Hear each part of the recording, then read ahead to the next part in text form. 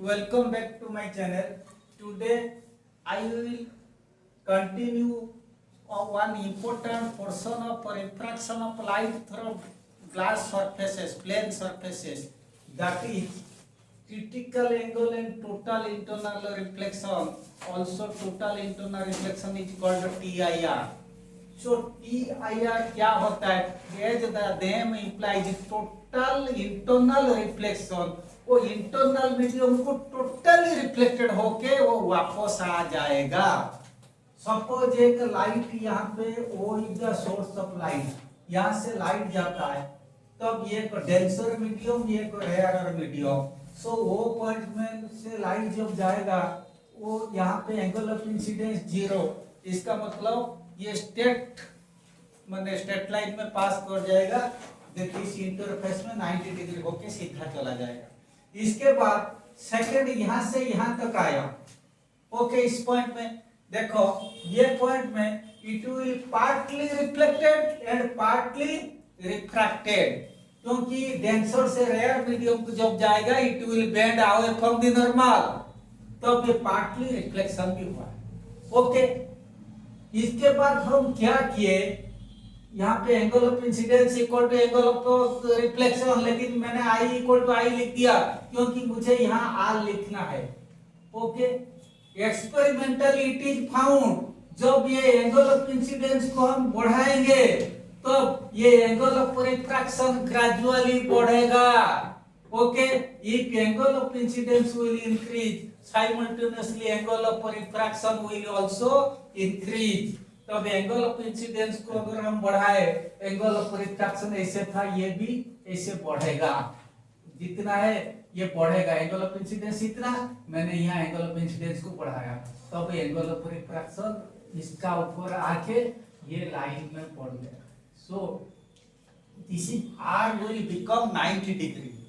Okay, यहाँ angle of refraction 90 degree हुआ. ये तो पार्शियल रिफ्लेक्शन हुआ, अलग बात है. एंगल ऑफ रिफ्रैक्शन यहाँ जितना कम था, 90 से कम था, ये जो मैंने ग्रेजुअली एंगल ऑफ इंसिडेंस को बढ़ाया, एंगल ऑफ रिफ्रैक्शन अभी 90 डिग्री हुआ.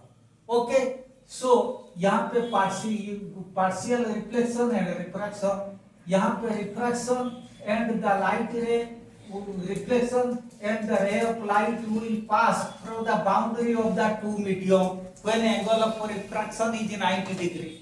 Okay, then if the angle of incidence is further increased, ये जो 90 डिग्री था ये इंटरफेस में जा रहा था रिफ्लेक्टेड रे, वो क्या हुआ, यहाँ पे ये कंप्लीटली सेम मीडियम को रिफ्लेक्शन होके आ जाएगा, वहां पे रिफ्रैक्शन होगा नहीं.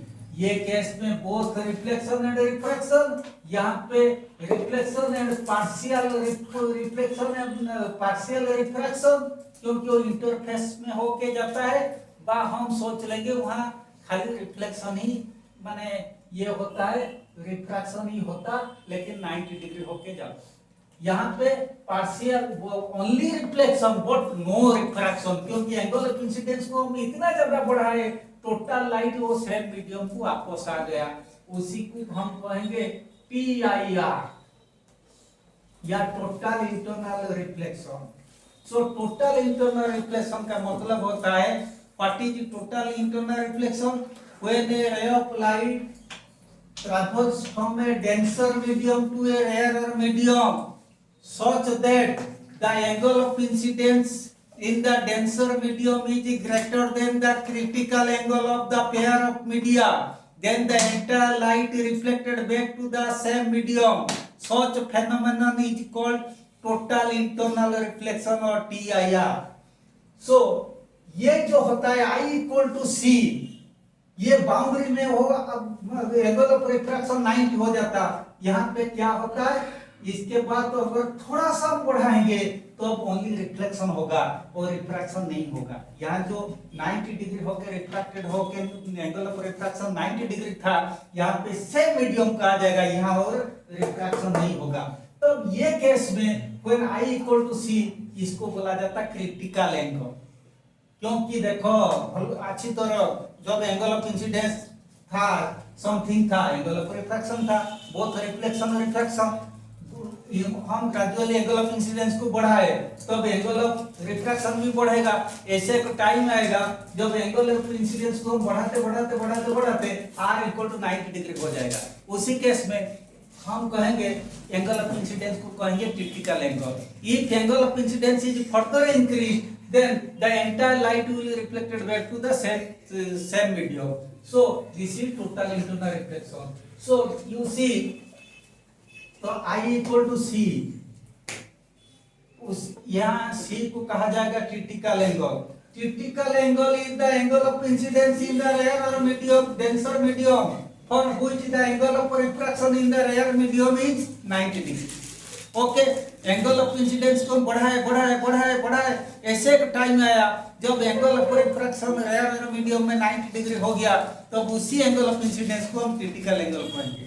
सो critical angle is the angle of incidence in the denser medium और which the angle of refraction in the rare medium is 90 degree. अगर I equal, in that case I equal to C, so definitely in first case I is less than C, तब so far we are only studying refraction chapter, तब हम कहेंगे if I is less than C only refraction takes place, if I equal to C then this is the case of critical angle, refraction will take place but R will become 90 degree.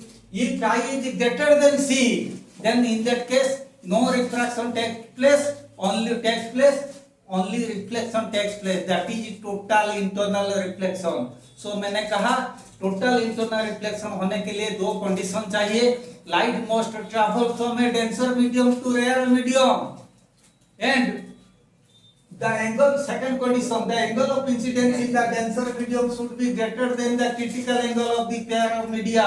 Again I repeat, what is total internal reflection? Total internal reflection is the phenomenon when a ray of light travels from a denser medium to rarer medium such that the angle of incidence in the denser medium is greater than the critical angle of the pair of media, then the entire light reflected back to the same medium. Such phenomenon is known as critical angle. The total internal reflection, total internal reflection. Then two conditions when total internal reflection takes place. First condition, light must travel from a denser medium to rarer medium. Then second condition, the critical angle in the denser medium should be greater than the angle of critical angle for the pair of media should be greater than the angle of incidence in the denser medium. Okay. Then next thing, relationship between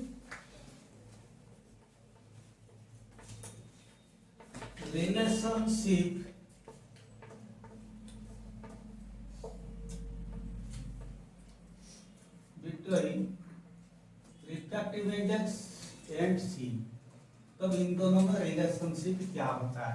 हम कहेंगे light ऐसे जा रहा है, ये denser medium,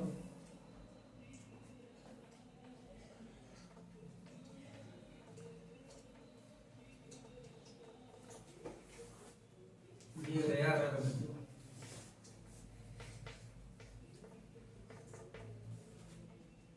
तो ये case में entire light will reflected to the same medium I equal to R. Okay, तो ये तो होता है टोटल इंटरनल रिफ्लेक्शन, लेकिन क्रिटिकल एंगल के लिए हम कहेंगे क्रिटिकल एंगल तब होगा I equal to C, here I equal to C when R equal to 90 degree. मैंने कहा क्रिटिकल एंगल का को डिफाइन ऐसे किया, critical angle is the angle of incidence in the denser medium for which the angle of refraction in the rarer medium is 90 degree. Okay, तब हम कहेंगे you see, suppose ये 2 में फर्स्ट सेकंड मीडियम में first medium, according to Snell's law mu 21 equal to sin I upon sin R, imply mu 21 equal to sin I means sin C, sin R मतलब sin 90, implies mu 21 sin 90 equal to 1 sin C, implies mu 12 equal to 1 upon sine C equal to cosec, तो mu one two equal to 1 upon sine C. Okay, तो अब हम देखेंगे factors affecting the critical angle. ये definitely mu अगर ज्यादा होगा सी कम हो जाएगा, म्यू ज्यादा होने पर सी कम होगा। तब और in other word red light के लिए क्रिटिकल एंगल सबसे critical angle is the most for red light, क्योंकि म्यू कम और लैम्डा और वेवलेंथ जाता है। ओके, तब रेड लाइट के लिए critical angle is the most for red light and least for violet light. Also temperature बढ़ने पर स्पीड ऑफ लाइट बढ़ जाएगा। हम जानते mu equal to C by V या V equal to C upon mu.